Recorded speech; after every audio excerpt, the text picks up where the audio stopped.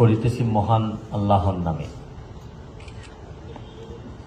যিনি পরম করুণাময় এবং অত্যন্ত দয়ালু। আমি আসলে প্রথমেই ক্ষমা চেয়ে নিচ্ছি। আমি শুধু এই প্রোগ্রামের জন্য গতকালকে রাতে 2টার সময় আসছি ঢাকায়, আবার আমার হবিগঞ্জে আজকে 4টার সময় আরেকটা প্রোগ্রাম আমাকে থাকতেই হবে। এই জন্য আমি আবার এখান থেকে প্রোগ্রাম, যেহেতু দুর্নীতির বিষয়ে আমার কাছে মনে হয়েছে যে এটাতে যদি আমি না থাকি তাইলে হয়তো আমার যে কাজকর্ম এটার প্রতি আমার ইন্টেনশন শো হয় না। এই জন্য আমি এসে আপনাদের কাছ থেকে ছুটি নিয়ে আবার সিলেটের উদ্দেশ্যে, হবিগঞ্জের উদ্দেশ্যে চলে যাব।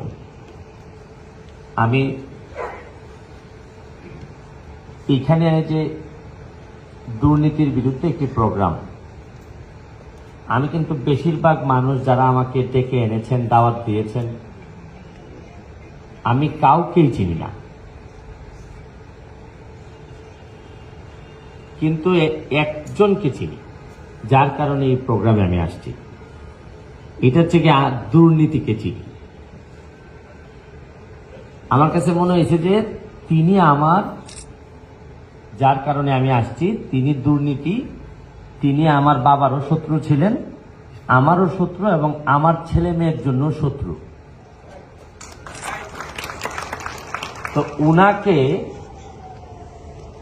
পরাভূত করার জন্য আমাকে যে যে জায়গায় ডাকবেন, অথবা না ডাকলেও আমি যদি জানি, আমি যাব, যতটুকু পারি, যতই মাইনরিটি হোক এই সংখ্যার দিক থেকে, তাদের সাথে থাকাটা আমার নৈতিক দায়িত্বের মধ্যে পড়ে।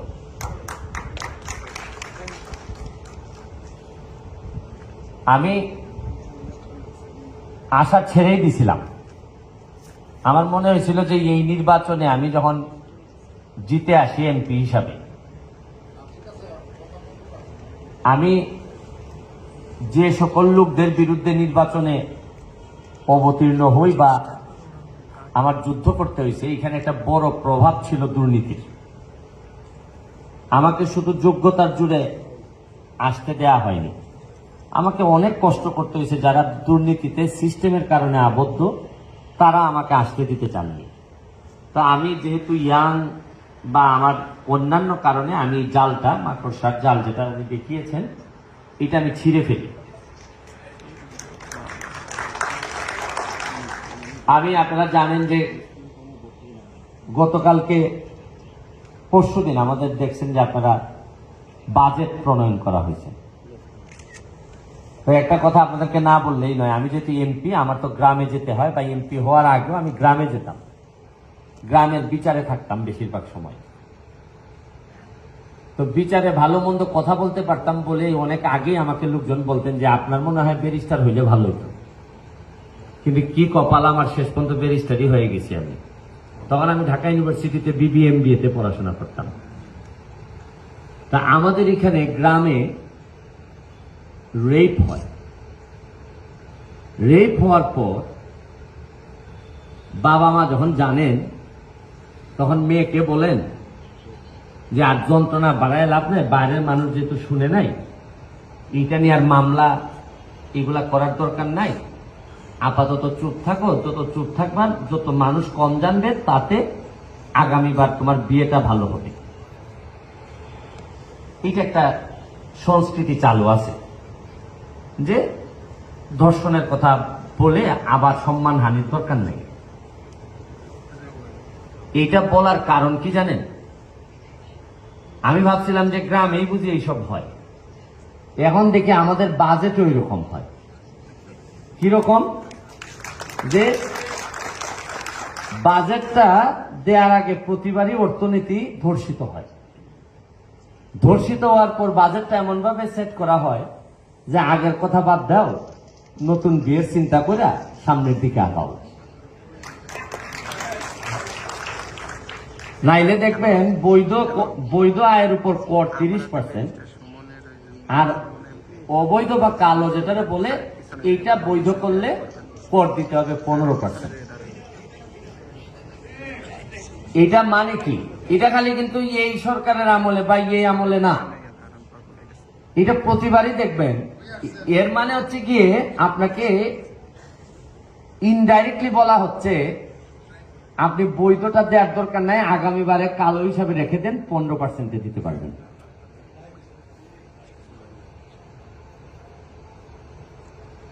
তো এখন এই রকম জায়গায় আমি যখন থাকি আমার তো সমস্যা হচ্ছে গিয়ে যে আমার ভয়টা একটু কম, আর সবচেয়ে বড় কম যেটা এটা হচ্ছে হারানোর ভয় কম। হারানোর বিষয়টা আমার মধ্যে নাই। ধরেন কোনো জমি জমা নাই, ঢাকা শহরে কোনো ফ্ল্যাট নাই, আমার কোনো ফ্ল্যাটও নাই। আমেরিকা, লন্ডন, আমার আত্মীয় স্বজন সবাই বিদেশে থাকেন, কিন্তু আমি কোনো সম্পদ করি নাই। এবং আমি কথা দিছি যে আগামী যে 4.5 বছর আমি আরো এমপি আছি, যদি স্বাভাবিক থাকে সব। আমি সীতার যেভাবে অগ্নি পরীক্ষা হয়েছিল চরিত্রের, আমি খেয়াল করে দেখলাম যে আমি ব্যারিস্টার হিসেবে বৈধ ইনকাম দিয়েও যদি এখন ফ্ল্যাট কিনি, তাইলে বহু লোক প্রশ্ন তুলবে ওই যে এমপি হওয়ার পর। এই জন্য আমি সিদ্ধান্ত নিছি আমি এবং আমার পরিবার এই বাকি 4.5 বছর বা যতদিন এমপি থাকবো আমরা কোনো সম্পদের মালিক হব না। আর আরেকটা জিনিস কি জানেন, যে বয়সে আমি শুনছি ওই আমার স্যার, হাইকোর্টের স্যার যিনি আমারে নিয়ে আসছেন, আমার সিনিয়র এখানে বসা আছেন, উনি আমারে বলতেন যে ইয়াং বয়সের ইবাদত নাকি খুবই ফজিলত বেশি এবং এটা কবুল হওয়ার সম্ভাবনা বেশি। তাই এই ইবাদতের মতোই দেখবেন দুর্নীতির বিরুদ্ধে কথা বলার জন্য যে বয়সে কথা বললে দুর্নীতির বিরুদ্ধে আমল করা যায়, ওই সময়ে কথা মানুষ কম বলে, বরং যে বয়সে কথা বললে ফজিলত কম, এই বয়সে বেশিরভাগ মানুষ দুর্নীতির বিরুদ্ধে কথা বলে। ধরেন আমি এখন ইয়াং মানুষ, আমরা তো এখানে বলি যে আরে আর একটু বয়স হোক, এই সময় নামাজ টামাজ পড়বো না। ইয়াং বয়সে আমাদের আগ্রহটা কম থাকে। আপনি দেখবেন যে দুর্নীতির বিরুদ্ধে কথা বলার জন্য যারা বলেন তারা একটু জীবন সায়ান্নে চলে আসছেন। তারা হয়তো কোনো কারণে আগে পারেননি বা পেরে উঠেননি, এমন সময় আসছেন তখন তাদের ধার অত বেশি থাকে না। আর যারা দুর্নীতিবাজ হন তাদের মিশন, তাদের টার্গেট এত পুঙ্খানুপুঙ্খ থাকে, দেখবেন সিংহ যেভাবে ধাপ করে গিয়ে গলায় কামড় দিয়ে ধরে, ঠিক এইভাবে দুর্নীতিবাজরা আমাদেরকে, যারা আমরা মনে করি দুর্নীতি করি না, তাদেরকে ধরে। এই জন্য আমরা কুলায় উঠতে পারি না। আমি 4.5 মাস হয়েছে আমি এমপি হয়েছি। আমি আগে জানতাম না যে এমপি হইলে কি আরাম। আমি জানতাম যে এমপি হইলে কাজ করতে হবে। আমি খেয়াল করে দেখলাম শুধু 4 মাসে আমার কাছে যে সুবিধা আসছে, এর মধ্যে দেখছেন না আপনারা, ওই যে আমার নানা ঈদের সময় সালামি দিতেন, তো সালামি দিলে এই সময় ছোট 20 টাকা দিতেন। তাই আমি বলতাম না না না না, কারণ আমার মা শিখাই দিচ্ছেন যে কেউ দিলে এগুলা সহজেই নিতে হয় না, একটু বলতে হয় না না না না, কি দরকার কি দরকার, এগুলো বলতে হয়। কিন্তু হাতটা আবার খোলা রাখতাম যে যাতে দিয়ে দেয় না না। তো আমি এই 4.5 মাসে ওই আমার নানার কাছ থেকে যেভাবে আমি সালামি নিতাম, কতটা শক্তিশালী করা হয়েছে এমপিদেরকে, যে ঠিক যদি হাতটা আমি খোলা রাখতাম তাহলে প্রায় 5 কোটি টাকার মতো পাইতাম। এটা কিন্তু সালামের কথা বলতেছি, জোর করে নেয়া না কিন্তু। আর যদি জোর করতাম নানারে, তাহলে তো নানার সম্পত্তি নিতে পারতাম। আমি আশা করি আপনাদেরকে বুঝাইতে পারতেছি যে আসলে নানারে জোরাজুরি করলে কতটুকু পাইতাম। তো আমার এলাকায় যেহেতু আমি এই নানার কাছ থেকে নেই না সালামি, মাত্র 4.5 মাসেই একটা ব্যাপক ডেভেলপমেন্ট ধরা দিছে। আপনি আমার আর 1 বছর পর যদি আমার এলাকায় যান, হয়তো আপনি এই মাধবপুর সোনারঘাটে যদি যান, অনেকটুকু চিনতে পারবেন না। আমার একটা চ্যালেঞ্জ আছে যে আপনি আমার এলাকায় গেলে কিছুটা সন্দেহ করবেন যে এটা কি আছে, বাংলাদেশে আছে কিনা। এটা এইরকম একটা চিন্তা ভাবনা আমার মধ্যে আছে। আমি আপনাদেরকে সন্তুষ্ট করতে চাই, স্যাটিসফাই করতে চাই এবং প্রমাণ করতে চাই যে দুর্নীতির ঊর্ধ্বে উঠে সততার জায়গাটুকু যদি রাখা যায় আর ঘাম দিয়ে যদি ভেজার অভ্যাস থাকে, প্রবণতা থাকে, তাইলে একটা এলাকার ইতিহাস বদলাই দেওয়া যায়। আপনি জানেন যে টাকা পাচার করে যারা, তারা কিন্তু দেখবেন টাকাটারে সুন্দরভাবে পাচার করে তার ছেলে মেয়েদের জন্য, কিন্তু শেষ পর্যন্ত কিন্তু ওই ছেলে মেয়েগুলো পাচার হয়ে যায়, কারণ বেশি দিন আর ওই বাপের থাকে না। কিন্তু আমি অনেকের বিরুদ্ধে লাইভ করছি, বড় বড় মানুষের ছেলে মেয়েদের বিরুদ্ধে দুর্নীতির অভিযোগে।